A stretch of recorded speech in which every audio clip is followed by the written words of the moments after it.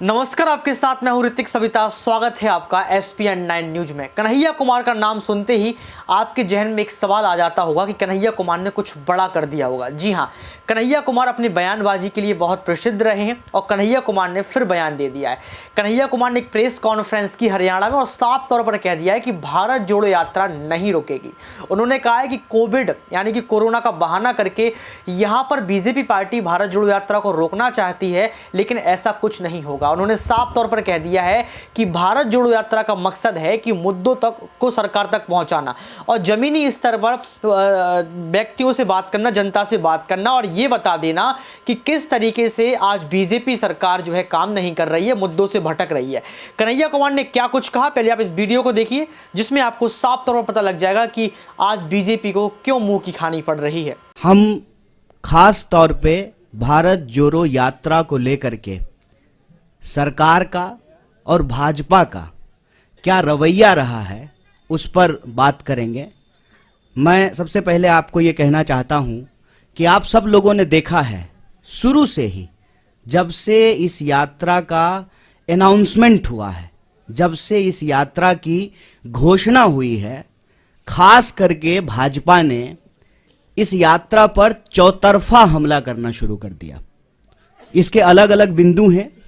सबसे पहला हमला ये बोल करके किया गया कि भारत तो जुड़ा हुआ है, क्या जोड़ने के लिए निकले हैं। भारत जो है दुनिया की सबसे बड़ी अर्थव्यवस्था बन चुका है।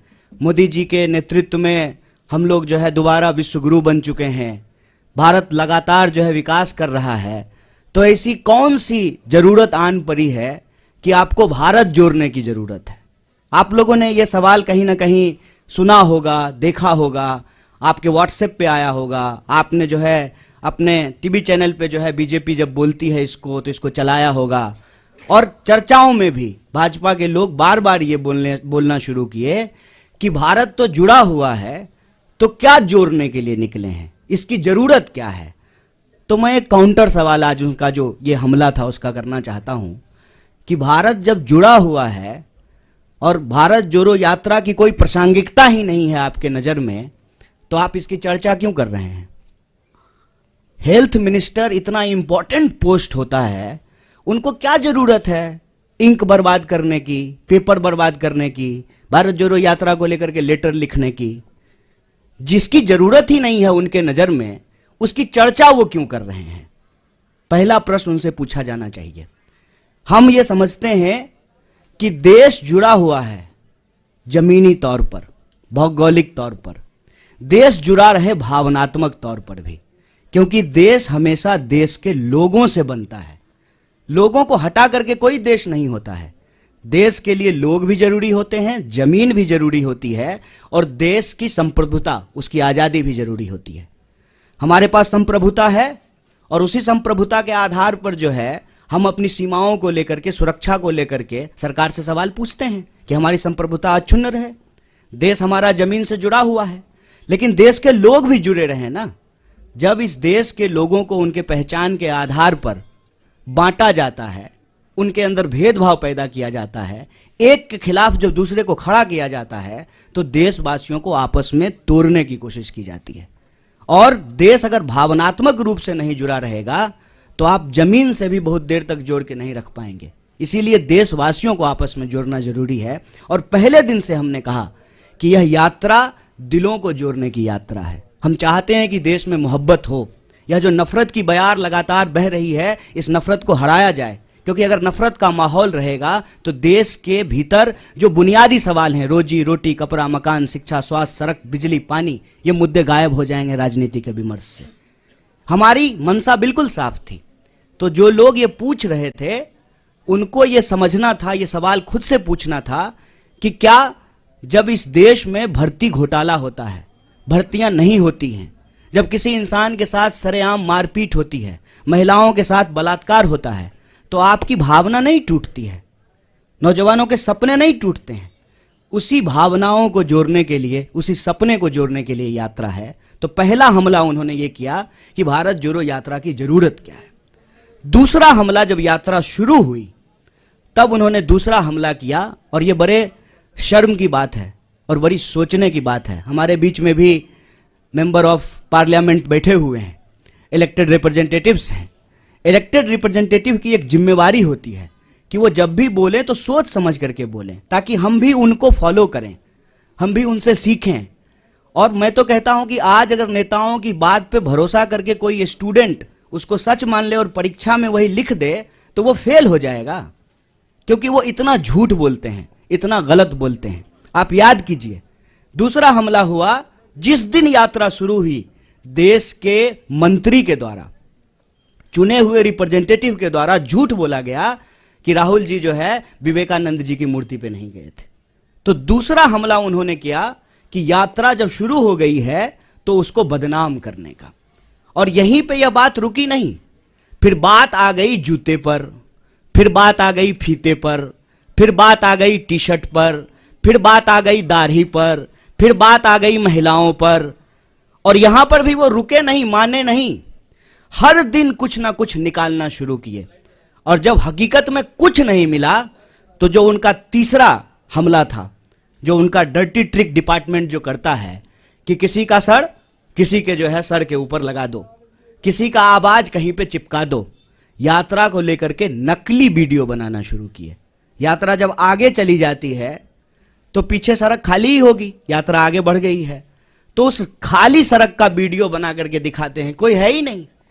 अरे भाई, जब कोई है ही नहीं, कोई लोग यात्रा में आ ही नहीं रहा है, तो क्यों आपको अभी जो है प्रोटोकॉल की याद पड़ी है? कोरोना प्रोटोकॉल की जरूरत क्यों है?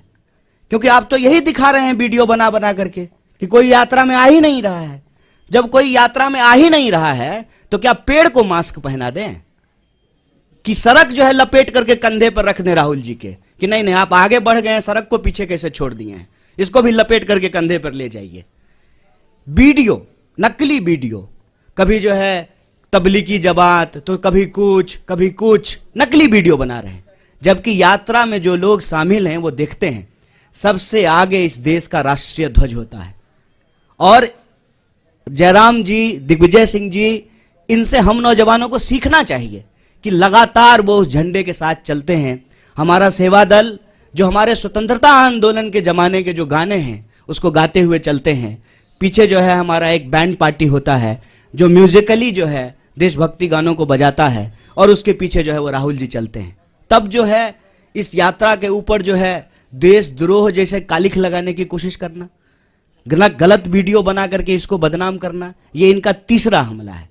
और चौथा हमला आप सब लोगों ने देखा होगा कि राहुल जी गुरुद्वारा जाते हैं तब भाजपा ठीक रहती है, राहुल जी जब चर्च जाते हैं तब भी बीजेपी को कोई दिक्कत नहीं है, राहुल जी जब मजार पे जाएं, मस्जिद पे जाएं तब भी भाजपा को कोई प्रॉब्लम नहीं है। मंदिर में जाते ही ऐसा लगता है जैसे भाजपा वालों को कोई जमाल गोटा खिला दिया हो, अचानक से दस्त होना शुरू हो जाता है। क्या प्रॉब्लम है आपको? इस देश का नागरिक, इस देश का व्यक्ति, इस देश के किसी भी धार्मिक संस्थान पर जाने के लिए स्वतंत्र है। आपका कोई जो है पेटेंट है क्या कि सिर्फ आप ही जाएंगे?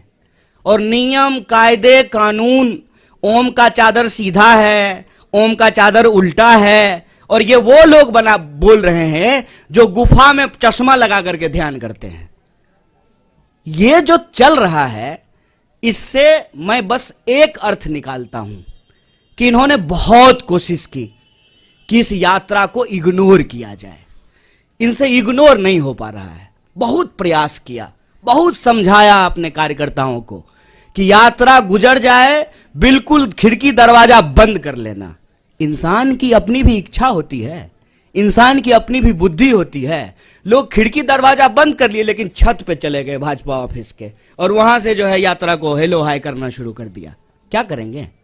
क्योंकि यह यात्रा जिन सवालों को लेकर के चल रही है ना, वो कांग्रेस के सवाल नहीं है, वो देश के सवाल हैं।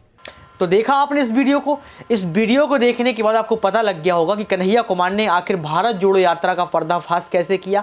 उन्होंने बता दिया है कि भारत जोड़ो यात्रा आखिर है क्या, इसका मकसद क्या है, इसका उद्देश्य क्या है, और राहुल गांधी जी की यहाँ पर तारीफ भी कर दी है। साफ तौर पर बीजेपी को बता दिया है कि आप दूर रहिएगा, भारत जोड़ो यात्रा नहीं रोकेगी। वही जयराम रमेश का जिक्र मैं कर दूं, जयराम रमेश ने बड़ी बात कही है। जयराम रमेश ने कहा है कि 26 जनवरी से जो है हाथ से जोड़ो हाथ अभियान आने वाला है।